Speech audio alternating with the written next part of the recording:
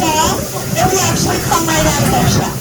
It sounds crazy, but when you sing to them and they hear vibrations, they'll start to come out of their shell. So we'll all do that together. We'll see if we can find some fiddler pads, and if you guys are up for it, we'll go seining as well.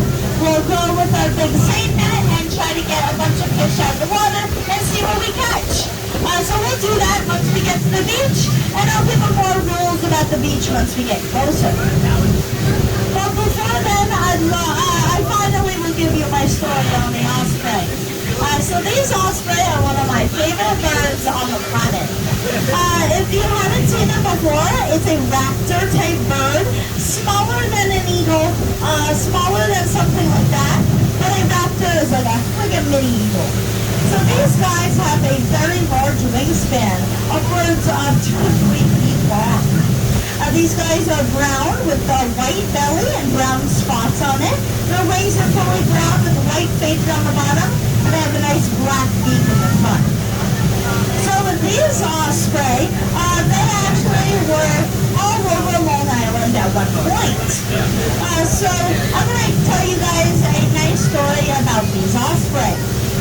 So in around 1960s, we had around 1,500 breeding pairs of osprey on Long Island.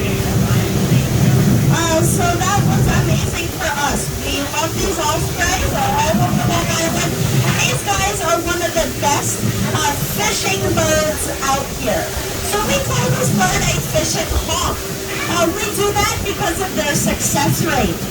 These birds have a 75% success rate. That means that 75% of the time they go for a catch, they will catch it. That is very impressive compared to a lot of the other bird species we have here on Long Island. That is because they see 7 to 8 times better than us, and as well as they have something called retractable talons. Talons are the little feet on a raptor-like bird. They kind of look like this, one at the top, 2 on the bottom. These are retractable talons. So not all birds can actually close these talons. They kind of just stay like this. These osprey are able to open and close their talons. That's what makes them so good at hunting. So not only do they see 8 times better than us, but once they go for a fish, they're going to swoop in the water, grab it with their talons, and swim right out. So these are very successful hunting birds. So as that story goes, these guys eat a whole lot. So as the 60s were going on, and around 1965, we started to hang out a lot around the Peconic. We started to love this area. A lot of people making their houses, a lot of people going to the beach. But with that comes a lot of pesky little bugs. So what is the worst thing you hate in the summer? When you're on the beach having an amazing night and you go home and you're covered in bug bites and you can't stop itching. It's the absolute worst. So we wanted to do something to try to counteract that. So they decided to make a chemical called DDT. That DDT is a chemical used to get those mosquitoes to no longer reproduce and to keep their populations lower. So we created this chemical, we started spraying it all around our beaches, all around our estuaries, all around our houses, and once we did that, we were seeing a lot less mosquitoes. So us humans, we were all happy. Oh yay! No more mosquitoes. But years and years later, they start to realize something. Actually, a lot of the people in the public eye were shying away from the osprey, not really talking about them. Then there was a book that came out all about the wrongdoings of our environmental people on Long Island, and they told a story about the osprey. Once people saw the story, they wanted to do something about it.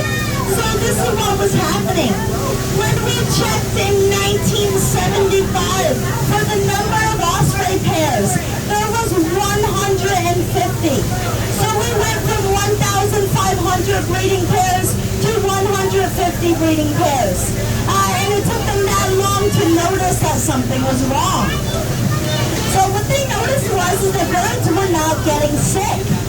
is that these birds were eating that DDT, and when DDT goes inside your body, it actually increases by 10%. So if I eat a mosquito, I have 10% of DDT. If something eats me, now they have 20%. And it just goes higher and higher.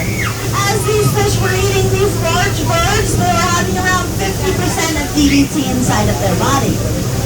So DDT was actually stopping the calcium from inside the bird to be able to help them coat their shells. So they were missing a lot of that calcium inside because that DDT was not letting them produce as much. So these ospreys are great